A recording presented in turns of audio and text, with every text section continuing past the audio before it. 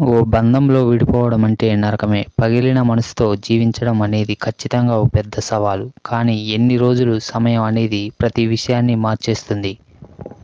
కాలమే అన్నిటికీ సమాధానం. అలా అని అందులోనే ఉండిపోకూడదు. బాధ నుండి బయటకు వచ్చేందుకు ప్రయత్నించాలి. ప్రేమలో విఫలం, ప్రేమించిన వ్యక్తి మరణం, బంధం విడిపోవడానికి సంబంధించిన ఆలోచనలు మిమ్మల్ని మళ్ళీ మళ్ళీ వెంటాడుతూనే ఉంటాయి. ఇది మీ ఒక్కరి సమస్యే కాదు, ప్రపంచం ఉన్న సమస్య. మీ మనసుకు అయిన గాయాన్ని బట్టి మీరు కోలుకోవాల్సిన సమయం కూడా ఉంటుంది. ప్రతి ఒక్కరూ కష్ట సమయాలను దాటాలి. ఓ మనిషి దూరమైతే మనసులు భరించలేని నొప్పి ఉంటుంది. కన్నీళ్లు, దుఃఖం శూన్యంగా కనిపిస్తూ ఉంటుంది. ఈ రకంగా ఆకలి వేయకపోవడం వంటివి ఉంటాయి. స్నేహితులకు దూరం అవుతారు. సామాజిక బాధ్యతలకు దూరంగా ఉంటారు. మీకు దగ్గరగా ఉన్న వారి నుండి ఒంటరిగా ఉంటారు. మీకు మీరే శిక్షణ వేసుకుంటారు. మిమ్మల్ని మీరు మనసులోని బాధతో బందీ చేసుకుంటారు. బంధం నుంచి దూరమైన విషయం గురించి పదే పదే ఆలోచిస్తారు.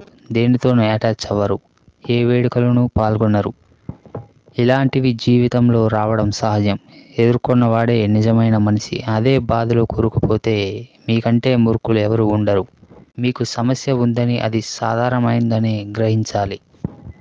అవసరమైతే స్నేహితులు, కుటుంబ సభ్యులు లేదా నిపుణుల సలహాలు, మార్గదర్శకాలు అనుసరించాలి. అవసరమైతే ధ్యానం చేసి మనశ్శాంతిని పొందాలి. ఇది భావోద్వేగాలను మరోవైపు తీసుకెళ్తుంది.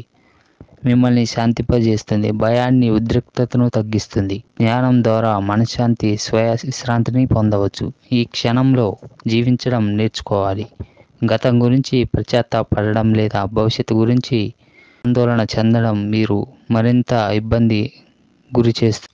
జీవితంలో నుంచి ఒకరు వెళ్ళిపోతే లైఫ్ అక్కడితో ఆగిపోదు. చూడాల్సింది చాలా ఉంది. మిమ్మల్ని ప్రేమించే వారికి ప్రాముఖ్యత ఇవ్వండి.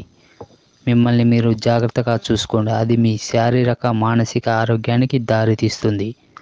వ్యాయామం, తగినంత విశ్రాంతి తీసుకోవాలి. సంబంధం వల్ల మీ హృదయం పగిలిపోతే మీ మానసిక ఆరోగ్యాన్ని రక్షించే ఆరోగ్యకరమైన సరిహద్దులను సెట్ చేసుకోవాలి.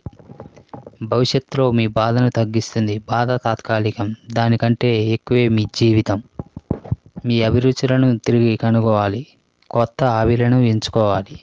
మిమ్మల్ని వదిలేసిన వాళ్ళు మిస్ చేసుకున్నామనే ఫీల్ కలిగేలా బతకాలి. మొదట జరిగిపోయిందేదో జరిగిపోయిందని మిమ్మల్ని మీరు సర్ది చెప్పుకోవాలి. మీకు ఇంత పెద్ద గాయం అవ్వడానికి కారణం మీరే. ఎమోషనల్ బ్యాలెన్స్ లేకపోవడం ముమ్మాటికి మీ తప్పే. నొప్పితో మిమ్మల్ని బంధించే ప్రతి దాన్ని వదిలేయడానికి ప్రయత్నించండి. మిమ్మల్ని బాధపెట్టిన వారిపై దృష్టి పెట్టవద్దు. అసలు వారి గురించి ఆలోచన వద్దు.